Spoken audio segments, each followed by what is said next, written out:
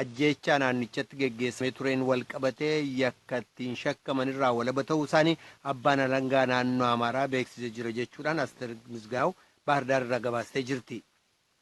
Ministeer Deetaa Ministirii Aadaa fi Turizimii Itoophiyaa Aadde Bizunesh Masaratiin kan dursamee fi miseensota 54 kan of keessaa qabu gurmuun agarsiisa aadaa Itoophiyaa tokko gara Eertiraatti imaluudhaan har'a galgala kana uummataaf dhiyeessuusaa Biraanee Barhee achirraa gabaasee jira. Manni maree bakka bu'ootaa kan Yuunaayitid Isteets pireezidaantii Yuunaayitid Isteets taayitaarraa buqqisuudhaaf kaleessa sagalee kenneen murteessee jira. Seeratumtoonni kun pireezidaant Tiraamp taayitaa pireezidaantummaa harkaa qabu dantaa siyaasaa dhuunfaasaaf oolfate kan chanitti walumaa malchanii pireezidaantiin Ameerikaa dhugaa dabsee seera cabsi jedhaniitiin dubbiitti murane. Mani marii Ameerikaa falmuun falmee pireezidaanti Tiraamp balleessatti mure. Naansi Pelosi itti gaafatamtu mana marii Ameerikaati. It is tragic that the president's reckless actions make impeachment necessary. Akkuma fedhe ta'ee hojii balaa qabdullee hojjate tanatti himachiise. Waan tana caalaa wayyaa qabu kennuuf hin dandeenye. Kanaafuu himatamuu maleetti. Manii marii Ameerikaa Tiraamp $1 miliyoon 400 dhiyaatu Kongireesiin Ameerikaa Yuukireenii kenne mootummaan sun irraa faayidaa argachuu dhabee jennaani horii sun irraa qaba akka Kongireesiin dubbii tanallee qubi hin qabaanne dhossee jedhan. Mani marii Ameerikaa 427 qabu keessa 230tti Tiraamp seera cabsee jedheetiin balleessatti muree 197 immoo seeraa tunin dubbii siyaasaaf jedhanitti muranii jedhee falmeef Tiraamp akka Yuukireenitti aanaa pireezidaantii Ameerikaa ka duri qaama pireezidaantii Ameerikaa ta'uuf dorgomuu jiru Joo Baayideniif ilmi isaa Hanter qoratti gaafate. Achi Adams Sheef itti gaafatamaa nagaa koree nagaa mana marii Ameerikaati. In America, no one is above the law. Donald J. Trump sacrificed our national security. Ameerikaatti nami seeraa ol jiru tokkolleen hin jiru. Donald J. Trump filannoo dhuftu hatuuf nagaa biyyi teennaa balaarra buusu duru omakkanaa hojjete tanaaf himatamuu mallee jedha. Pireezidaanti Tiraamp ammoo sunin siyaasaa demokiraasii Ameerikaa boolirraan deemuu jirtuu jedha. With today's illegal, unconstitutional and partisan impeachment, himachaan paartii hadhaatun demokiraatota hujii hin qabne warra filate akka malee jibbanii fi womaattu akka hin dabarre agarsiise. Jari kunin harkumufiitiin siyaasaan uf galaafatee jedha pireezidaanti Tiraamp. Doug Collins Rippaabilikaanota keessaa nam tokko seera malee himachuu jiranii jedha. Dubbiin tun asi'achi seneetii Ameerikaatti dabarti. Ameerikaa keessaa ganna 230tti pireezidaanti Tiraamp waliin nam 3 hojii akkanaatiin himatama. Oduun ammaaf qabnu kanuma dhaggeeffattoota keenya. Jechuun muddee 16 hanga 18 Jenevaa keessatti kan walga'ee gumiin baqattoota addunyaa yookaan Global Refugee Forum waggaa har'aa gumii tokkummaa mootummootaa irratti galmee raggaasise hordofuun gumii gaggeeffame ture. Gumii kana kan gaggeesse tokkummaa mootummootaatti dhaaba baqattootaa UNHCR ture. Itoophiyaan godaantota biyyootii ollaa ishee simachuun Afrikaa keessatti iddoo guddaa kan qabdu waan ta'eef itti aanaa muummicha ministeeraa Dammaqee Mokonniiniin jilli durfamu gumii kanaaf Jenevaa dhaquudhaan hirmaatee jira. Godaantotaaf gareelee jiloota 750 ga'an dabalatee namoonni 3,000 irratti hirmaachuu isaanii obbo Kisuut Gabra Egzaabeer dubbi himaa UNHCR damee Itoophiyaa turan. በዚህ ፎረም የታየው ማንም አይመለከተውም ተኞች ናቸው አሉ ረጂ አካላት ወይም ሂማኒታሪያን ኮሚኒቲ Foorumii kanarratti kan mul'ate namni dhimmi kun isan ilaallanne akka hin jirredha. Qaamonni seeraa kan gargaarsa dhala namaa kan hawaasa siviilii hayyoonni seektariin dhuunfaa dhaabbattoonni maallaqaa kan addunyaa hundu jiru. Dhimmi kun nu ilaalataa waan dandeenye haa goonu jechuun dhufanii jedhan. Ammaan dura baqattoonni biyya namaatti dheessan mooraa ta'anii maallaqa kennamuuf qofa eeguu mannaa hojjechuu ijoollee isaanis mana barumsaatti erguuf carraan qaban xiqqoo ture. Akkaataa hojii haaraan garuu jedhu obbo Kisuut. አንደኛ ይሄ አዲሱ አሰራር የጀመሩ ሀገሮች አሉ እንደ ኢትዮጵያ አይነት የነሱ tokkoffaa akkaataa hojii haaraa biyyoonni jalqaban jiru kan akka Itoophiyaa isaan kun waan fakkeenya ta'u attamiin akka hojjetan eessaa akka argatan kan itti ibsan ture. Qabxiilee ja'an tokko filatamanii turan.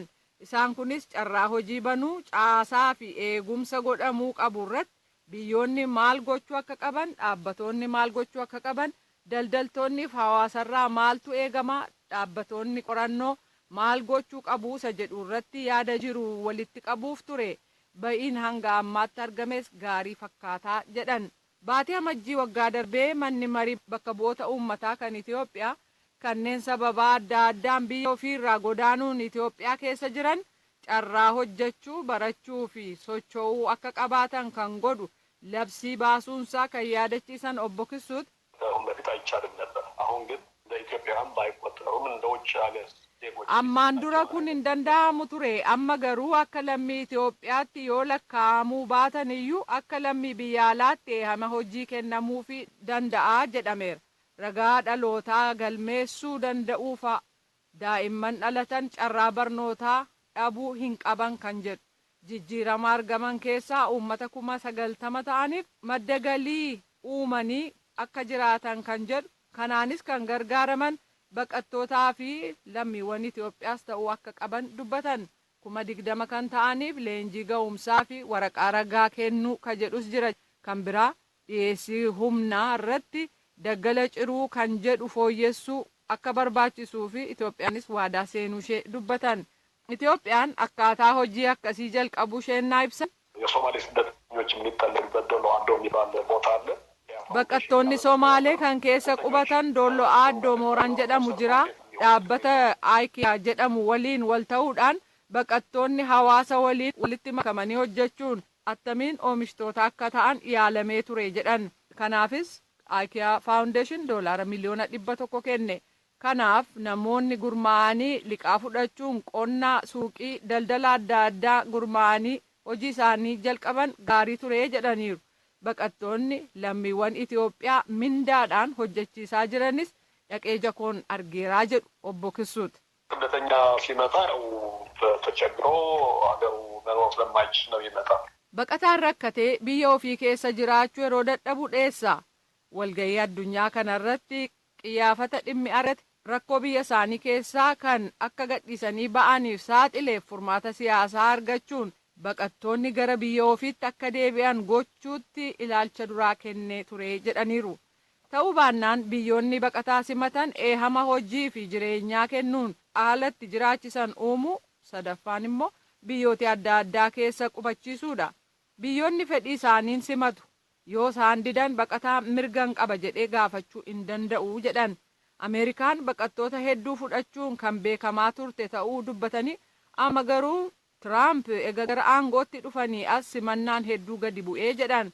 Kanaaf biyyootii sadaffaa keessa qubachuuf abdachuun rakkoo ta'a jechuudhaan obbo Kisuut Gabra Egzaabeer waayila keenya afaan Amaaraa Tsiyoon Girmaa wajjin gaaffiif deebii gaggeessan xumuraniiru. Bakka bu'aan paartii koongiresii federaalistii Oromoo KFO godina Wallaggaa Bahaa obbo Fiqaaduu Ayyaanaa erga magaalaa Naqamteetti qabamanii hidhamanii turtii ji'oota 6 booda kaleessa jechuunis akka lakkoofsa Itoophiyaa muddee 8 bara 2012tti bilisaan gadi lakkifamuu isaanii. Ani kanan qabamee waxabajjii 13/2011 kanaa booda hanga fulbaana 29tti kumsaa morodaa ture. Nama meeqa taatanii turtan kumsaa morodaa? Kumsaa morodaa tootaanii dura yeroo qabamne nama 700 ture. 29 booda waajjira poolisiitti nu dhiyeessanii. Maali himatni keessan kan ittiin himatamtan? Dura gaafa qabamne siyaasaatii jedhanii yeroo ijaartaa namoota gurmeessitaa waan jedhan kaasanii paartii beekamtii qabu paartiin keenya immoo paartii kam dursayyuu naqatan abdatudha jedhee naan isarraatii jedhanii mammoota akka ture gara yaalii ajjeechaatti jijjiirame. Yaalii ajjeechaa jechuun maali? Yaalii ajjeechaa nama rukutte shukuttiidhaan naan jedhanii amma immoo gara sanarraa inni jenne nama nuti naannaa ture kun kaleessa immoo ragaan tachisaakuu harka dhibba keessaa 300 caalee waan argameef ragaan baalangaa kanaan kaleessa madaalee manni murtii olaanaan godina Wallaggaa Bahaa bilisaan na lakkiseera isaaniin illee achumaan haati eegamuusaaf galatoomaan jedha. Miseensi koree hojii raawwachiistuu fi itti gaafatamaa waajjira KFO obbo Xiroona Gamtaa duraan hidhamuu obbo Fiqaaduu ammas gadhiifamuu isaanii quba qabaachuu dubbatan gara fuulduraattis waan ta'uu qaba jedhan akkasitti ibsanii jiru. Obbo Fiqaaduu Ayyaanaa miseensa koree giddu galeessaa fi qindeessaa koree jalqabnee qaama mootummaas ta'ee saba addunyaatti, saba Itoophiyaatti, saba keenya Wallagga Bahaatti hundumaa iyyataa turre qaama mootummaatti qaamaanis haa ta'u waraqaadhaan illee iyyanneerraa sirriitti beeknaa ammallee nu hiikamee ragaa gammanneerra. Kan isaanii dura qabamanii hidhamanii tokkoffaa yakka akkanaa raawwattaniittu jedhamee wanti dubbatames hin jiru, wanti isaanii ibsames hin jiru. Qaama dhimma seeraa hordofu kan mootummaatis dhiyaatanii wanti isaan gaafataman hin jiran. Yeroo dheeraadhaa fi masaraa Kumsaa Morodaa isa moofaa durii keessa ji'a 4 erga hidhamanii booda mana qaama seeraatti dhiyaatanii himannaan abbaa sobee wajjin wal qabatu irratti dhiyaate ragaan abbaan alangaa dhiyeeffate sukkuubsaa waan hin taaneef isaanis ofirraa eeyyatanii kaleessa ji'a 5 fi guyyaa 25 erga hidhamanii booda gallakkifamaniif.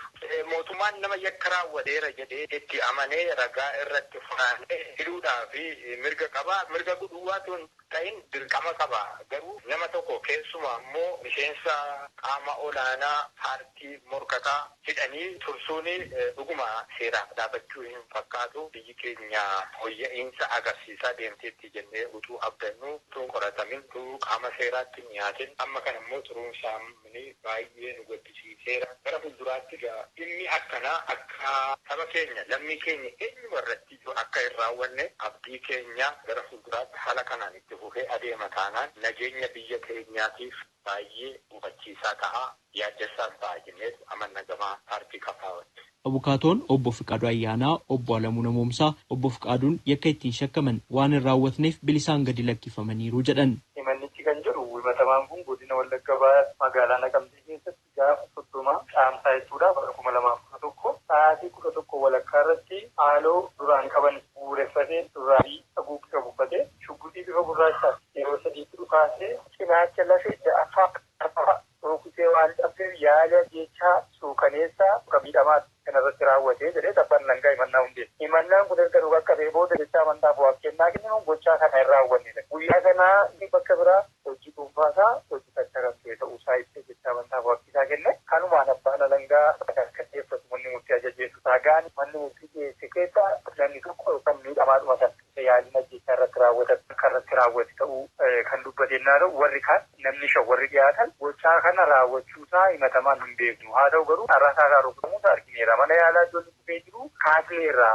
Fiqaaduu Ayyaanaa garuu bakka sanatti hin argine. Haa ta'u namni biraa haa ta'u miidhaa kanarraan hin beeknu jedhanii jecha ragummaa isaanii kennan. Manni murtii kana bu'eeffatee gaanfachiisaa guyyaa sanaa himatamaan kun hojii dhuunfaasaa irra ooluu malee bakka yakkaa sanaatti argamuun san hubatamne waan ta'eef gocha kana raawwatee jiru jedhee bilisaan kan gaggeessedha jechuudha. Qindeessaan abbaa seerummaa mana murtii olaanaa godina Wallaggaa Bahaa obbo Zawudee Fiqaaduu adeemsa murtee obbo Fiqaaduun ittiin bilisa ba'an ilaalchisee akkas jedhanii jiru. Dubartii kan imalli isaa ta'e gaafa 6/2012 kaasee ilaalamaa ture kan inni murtii argate gaariif kaleessa akkuma isin beektan ji'a 2 Uncaatu jechuudha jedhama gidduutti murtii argatan duratti nuti obbo Fiqaaduus yookaanis miidhamaa yookaan qaama biraa kan yaalatu hin taane galmeen gadi qabamee ragaan bitaa mirgaa dhagahame kun madaalame akka namaatti immoo paartii siyaasaa barbaadan hordofuu danda'u. Kana manni murtii hin daangeessuus hin aangeessuus nuti inni akka dalgamee mana murtiitti dhiyaate wajjin wal qabatee ragaa gadi qabnee madaallee ragaan faccisaa dhiyaatan ulfaatinni ragaa jecha ragummaa isaa kan ragaa abbaa alangaa waan caalee yookaan immoo jecha ragaa abbaa alangummaa kana shakkii keessa waan gashee jechuudha. Biyya keenyaas ta'e seerri sirrii madaallee ragaa biyya keenyaa ragaa abbaa alangaa wayita shakkii keessa galutti matamaan akka jecha dalameetti fudhatamee murtiin bilisaa kennamaa jechuudha. Kan obbo Fiqaaduus kanumaa ragaan dhagahame akka isaan gocha yakkaa hin dalagne kan ragaan obbo Fiqaaduu mirkaneessanii jiru. Obbo Fiqaaduun gocha kan hin dalagne ta'uu hubachiisan jennee bilisaa laannee jirra. Oduudhuma wal qabatuun godina Wallagga Lixaa aanaa Qiddukaarraatti namootni 21 erga hidhamanii ji'ootni 6 darbus mana murtiitti hin dhiyaanne yookaan hin hiikamne jechuun maatii keessaa namni yaada isaanii kennanii fi sababaa nageenya isaaniif yaaddoo qabaa jedhaniif maqaa isaanii himuu hin barbaanne akkasitti dubbatanii jiru. Walumaa gala kan hidhamne kan obboleessa baadhanuun sabni erga hidhame gaafa hidhame taasise bichi guddaa irra gaa tureera inni gaafa bakka qabatee jira. Yeroo hidhaman naannoo naannoo waan ta'u isaan keessaa sun gadi faamii namni 21 garuu waan kottiin salphatee jirudha. Waajjirri poolisii aanaadhaan isaan hidhamanii jiran aanaa Qiddukaarraa. Maaliif hidhamanii namoonni kun maaliif immoo hangeewwanaa tursiifaman? Kan isaan hidhamanii hedduun isaanii abaa'uma shanee deeggartuu kan jedhurraa ta'e. Kanaammoo nyaata illee achi waan argatan hin qabani maatiin keessumaa kanneen baadiyyaa dhufan hedduun nyaata illee kan isaan oolan baay'eedha waan Bulchaan aanaa Qilxukaarraa obbo Abiyyuu Aaqnaa ol qabaa namootni hidhaman jiru sirriidhaa erga jedhaniin booda sababa ittiin hidhaman jedhamee fi baay'ina isaanii ilaalchisee odeeffannoon dhaga'ame dogongoraa jedhan. 21 miti namoonni gara 15 ta'an jiru. Kan ammoo badiiwwan yakkii sadarkaa gandaatti sadarkaa naatti kan raawwatamee jira qabeenya faana ol qabatee jechuudha. Mootummaa hara nageenya hawaasaa faana ol qabatee jechuudha. Namni kamiyyuu yoo paartii barbaade miseensa ta'ee deeggaruu hin danda'a. Namni kanaaf isaan qabeeru hin jiru. Inni cimaan kan irratti xiyyeeffannoo goone dhimmoota rakkoo nageenyaa safarra ga'e jechuudha. Lubbuu darbaan ol qabatee qabeenya barbadaa'u faana ol qabatee jechuudha. Namoonni kunoo walitti dhufeenyi isaan kana wajjin qaban maali? Wanti irratti qulqullaa'ee jira? Ragaan irratti fuudhamee lubbuu darbe faana kan dhiyaatan jiru. Dhiyaachaa fi deeman jiru. Jaja keessatti mana murtiittis hin dhiyaanne yookaan hin gadhiifamneedhaan dhuguma mana murtiitti hin dhiyaanne? Mana murtiitti hin dhiyaanne ragaan qulqullaa'aa jiru jira. Ragaan qindaa'ee waan ragaan qabatamaan qulqullaa'ee seeratti dhiyeessu yoo qindaa'e seeratti dhiyaachuun qamataa qulqullaa'aa jiru. Qulqullaa'anii dhuguma akkuma isaan kaasanii. Maaliif jaja guutuu eeguun barbaachise jechuun amma akka seeraatti sa'aatii 48 keessatti namni qabame tokko mana murtiitti dhiyaachuu qaba jedha. Isa wajjin wal qabatee tarii rakkoon qabu kun amma kana turuun isaanii. Tokko qabaachuutii ni qaba. Salphineen ammaa kanaa olii badii raawwatanii ofii isaaniitti mataa isaaniitti badii isaaniitti amananii sabeedha saba koo miidheedhaa kun naaf gaarii miti waan jedhaa sirraatii baratteedhaa kan jedhanii amananii fi guutummaa guututti mootummaan jechuudha. Dhiifama fudhaniitti gara maaliitti kan gadhiiseeru jira. Nama meeqa ta'u isaan kan gadhiifaman? Naannoo gara nama 12 turanii walii gallisanii 10 gadhiifamanii 2 isaan keessaa immoo kanneen jiratti dhiyaatan jiru. 10 garuu bilisuma gadhiisne jechuudha. Malee namni qallisee miidhamanii kan jedhee taa'ee qallisee ilaalee hin jiru. Kan bulchaan aanaa namootni hidhaman yakkoota biroo hawaasa irratti raawwataniin qabaman jedhan ilaalchisee maatii namni duraa hidhame keessaa gaafannee akkas jedhan. Ammalaa waan nuti dhibu isaan kanuma kan jedhanidha. Sababa filatti malee waan irratti ragaan qulqullaa'e tokko hin jiru jira kanarratti. Kan hidhamanii baay'ee isaanii akka ogoofaatti kan isaan qaban yeroo sana. Hidhaa coollee hin ture jaleefaa akka kanaanidha qabamee kan hidhamaa jiru. Namni kun hojjetaa mootummaadha. Kanneen biroon immoo akkasumattiidhaan barsiisaan illee jiru. Akkasumatti kan yaada dhuunfaa isaanii kana mirkaneeffachuuf jecha akkasitti kan ibsan. Ani kan jechuu barbaadu maatirraa ba'anii immoo mana keessatti dararamaa kan jiranii fi qaamni kun akka gadi dhiisudha kan hin gaafatan. Reebichi hidhamtoota irratti raawwatamee jira. Namni hidhamaa gaafachuu dhaqes poolisiidhaan qabamee hidhameeraa jechuun kan komatan ilaalchises bulchaan aanaa Qilxukaarraa obbo Abiyyuun gochi jedhame tasuma hin raawwatamne jedhan. Namootni 15 hafanis yakki isaanii qulqullaa'ee yoo bilisa ta'an ni gadhiifamu yoo yakki ittiin shakkaman irratti mirkanaa'e ammoo seeraan gaafatamu jechuun dubbatan. Addunyaa irratti yeroo jalqabaatiif lakkoofsi dhiirota tamboo xuuxanii gadi bu'uusaa tamboon akka hin xuuxamne ittisuu fi hojii gaggeeffamu irratti jijjiiramni guddaa argamuusaa agarsiisee jira jedhu aangawoonni jaarmayaa fayyaa addunyaa yookaan WHO. Sababaa tamboo xuuxuun waggaa waggaan namni miliyoona 8 umriin isaanii dulluma hin gahin du'a. Odeeffannoon biyyoota 143 biraa argame akka agarsiisutti dhiironni tamboo xuuxan yeroo duraatiif lakkoofsi isaanii gadi bu'ee jira. Waggoota 20 darban keessatti garuu lakkoofsi kun dabalaa ture.